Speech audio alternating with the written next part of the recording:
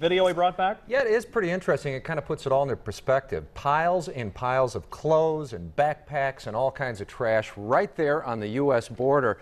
And this guy calls it an ecological disaster, as well as other things. The Minuteman, of course, Joe Adams, who lives here in the St. Louis area. He is a private investigator. Adams and a small group of St. Louisans spent 10 days on the border, a 2-mile area near Tucson. And this is video that they shot in the area that they patrolled. And this is one of hundreds of areas where illegal immigrants dump belongings right in the U.S. before sneaking farther into the United States with coyotes. That's their guide. They usually pay $1,000 to have them brought across the border with this individual. And his group, Adams' group, stopped 21 illegal immigrants in 10 days, he said, and then they turned them over to the Border Patrol. The magnitude is 100 times more than what you can even imagine. What I expected when I got down there was simply overwhelming. And it's heartbreaking too, that the illegal aliens that I encountered down there and spoke with and basically had arrested.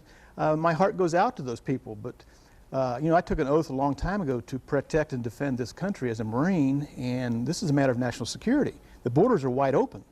And that's the term that worries him the most, wide open. He fears that with these borders being so wide open, it would be a perfect doorway into the United States for a terrorist. Yeah. And he's going to talk more about that. We've got more of the interview coming up at 7 o'clock. All right, John, we'll look forward to that. Thank you. Thank you, John. Thank you. A St. Louis private investigator is warning of the dangers he experienced on the U.S. border with Mexico. Joe Adams and a group of St. Louisans joined the Minuteman Civil Defense Corps and just returned from the border near Tucson. Joe says it's an ecological disaster and a doorway for terrorists. He spoke with John and brought pictures of his 10-day trip just north of the border. On my post, I observed and reported 21 illegals over a period of about 10 days.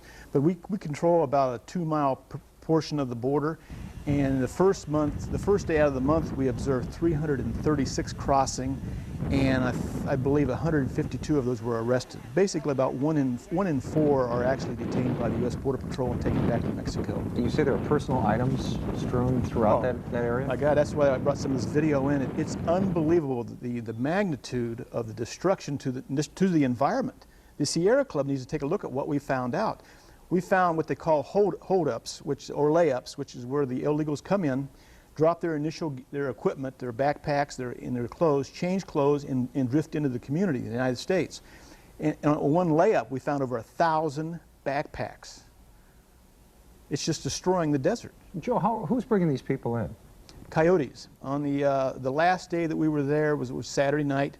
4 illegals walked into my position, and I was able to debrief them and ask them about what they were doing, and the coyote told me that you know, he brings people across. And the coyote is a name for somebody who's... He's the leader. Okay, is he an American or is he a Mexican? Sometimes they're American Indians, and this particular time it was a Mexican. And he told me that he brought people in to work construction in the United States. And he asked me, he said, "Are you going to be here tomorrow?" And I said, "No." And I said, "Well, fine, yeah. we'll be back tomorrow."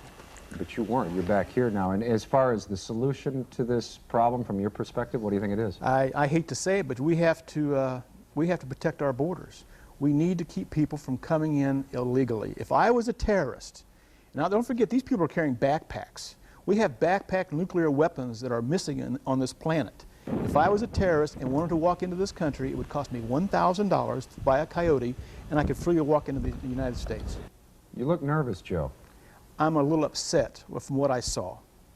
It's unnerving how, because of 9/11 and national security, we're in big trouble, and nobody's paying attention. All right. Well, Joe Adams, thanks so much for coming in and sharing that video with us. It was very eye-opening. Thank you. The National Director of the Minuteman Corps calls the border a war zone. Alex Jones says there are armed groups trying to provoke the Minutemen into a violent altercation to bring discredit to their group. He says that's not going to happen.